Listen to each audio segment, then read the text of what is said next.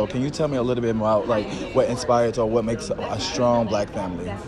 I mean, love. Right, for sure. Trust.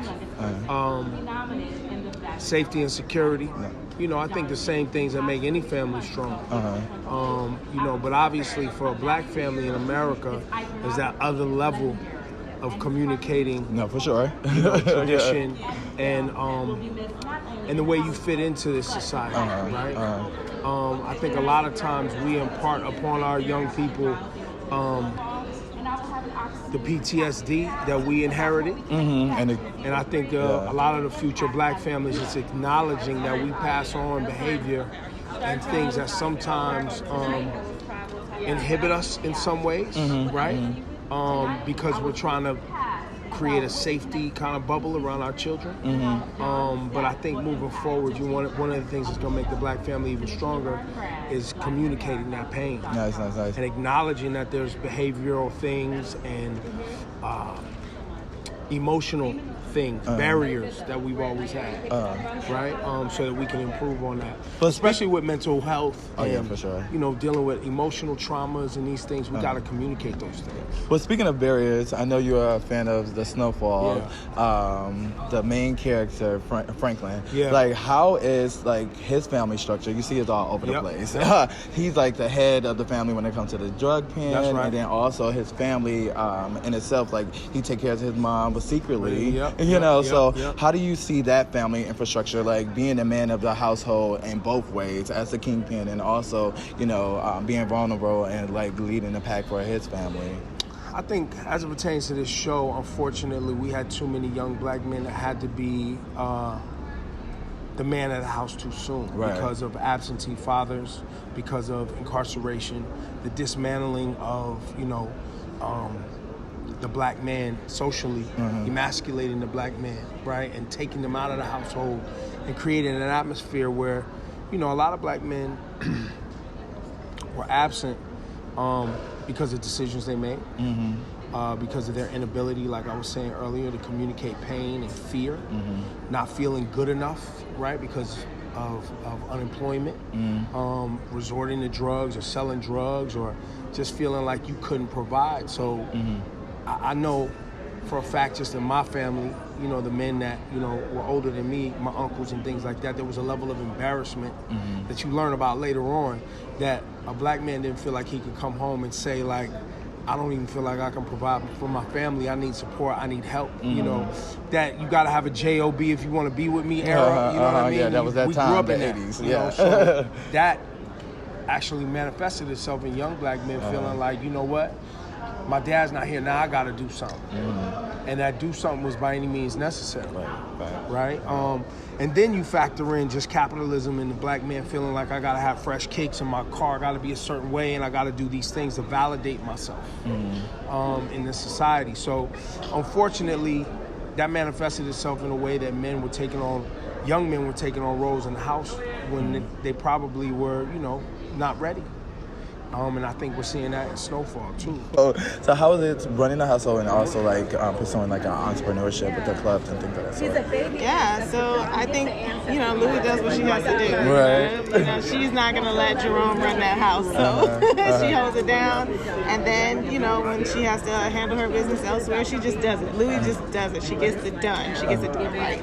Okay, cool. Well, as far as like as Louie goes, she is like a big centerpiece of keeping the boys under control. So, what are some rules as a black woman? Because we focus on black men of keeping the boys under control. Like, what are your thoughts on that? Like, how do you keep it up? Especially since you got a baby on the way. Yeah, I think Louie just, you know, she doesn't allow people to run over her. She gets the last word, even when Jerome thinks he gets the last word, he doesn't. And if he, you know, is too loud, she lets him know. And you know, that's what most black women do. You don't get too loud. I say the last word. I'm the boss, even if I let you think you're the boss. Oh yeah, awesome. What to expect this season from your character? This season you see Leon bossing up. You know, he has his own crew now. He's ahead of his hood. Okay. And you see him dropping a lot of bodies this season. Oh wow. Spoiler alert, but yeah. Oh cool. So how was it working with John Singleton? Oh man, life changing. I mean, before Snowfall, I was a janitor for 2 years, and he gave me my big break. And so I'm forever grateful. Working with him has set the foundation for the rest of my career and for the rest of my life.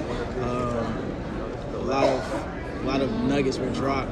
A great relationship was built, and I value that. Cool. We know the show is based in LA, so just since we cater to like young men, young black men, and the whole Nipsey Hussle situation, like, what are your thoughts on like protecting our black men and saying like I guess the violence against each other? Like, how do we protect ourselves? I feel like it's accountability. Once a black kid is murdered by a white person or a cop, the whole black community is out to protest and do these things. But when a black kid is killed, it's not really, it doesn't get the same attention. And I feel like that's sad. That's a lack of accountability. And I feel like we have to start within the community and hold each other accountable and lift each other up and be that ear and be that shoulder for each other to cry on, because at the end of the day, we all have hurt inside, we all have pain, and we're just not dealing with it. So I feel like we all just need that outlet to deal with our pain in a more constructive and positive way. Okay, cool. And so what's your outlet for dealing with your pain or any type of, like, how do you express yourself? My outlet, I have a few outlets. I don't talk that much about what I got going on, so I express it through my art. Okay, cool. Also into photography.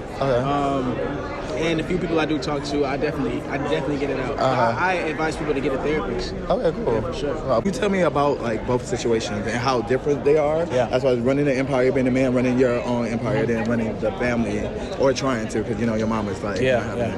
Franklin's definitely schizo. His voice almost changes when he's talking to his mom or when he's talking to Melody. He's a lot more sweeter, more softer. And then when he's talking to Leon or Louis or Jerome, he's a man and he has to be strong. I think that's the beautiful thing about this character, He is a chameleon, and that's why he's able to be a leader. He's able to fit into different worlds. And, we speak about that this season a lot as well. Franklin's someone who, if he didn't get into the crack cocaine epidemic, he could have been the CEO of a company. I can see that. So it's a beautiful thing to be able to interact with those actors and add those layers to the character. So which role do you think is best for Franklin? Boy or man? Oh, yeah. I guess the man, Franklin. Well, the business he's in, the crack cocaine business, this show and real life and research has taught me that the sweetest of people can be changed. And this season, through his actions, his soul is being chipped away, where he's being forced to be the man, and he's losing the boy in him. So yeah, I think if I'm going to give Franklin advice so he doesn't get killed, he better continue being a man. Okay, cool. Is he in love like this season? We saw a little bit last season with the birthday situation, like, and then also you were kind of doing your thing, But what's going on this season with the love life? I will say Melody is definitely Franklin's first love, and on an intimate level, and we'll see how their relationship unravels this season. Most important question about working with John Singleton. See you on the BET Awards. You brought it up a little bit briefly about how he impacted you, and we know that we lost him. So what's your take on that, and how was it as far as working with him, and what lessons learned or gems learned sticking with? The biggest thing John Singleton taught me was that this industry has ups and downs, and everyone you meet on the way up, you're going to meet on the way down. It's best to stay humble, and it's best to always remember that we're doing this for our people and our community. And we have to uphold that integrity and be as prestigious and elegant as possible with that. Be sensitive with that, because, as long as you look after and support your people, you'll always have a home. Right. So that's what he taught me. He was my big brother, I learned so much from him. We were the closest of friends. Every sort of bouginess you could think of in Hollywood, John's the one that introduced me. John's the one that pulled me through that door. So going forward, I'm definitely going to uphold the lessons that he taught me, and hopefully one day have a young'un who I could take under my wing too. No, can you tell me a little bit about your character?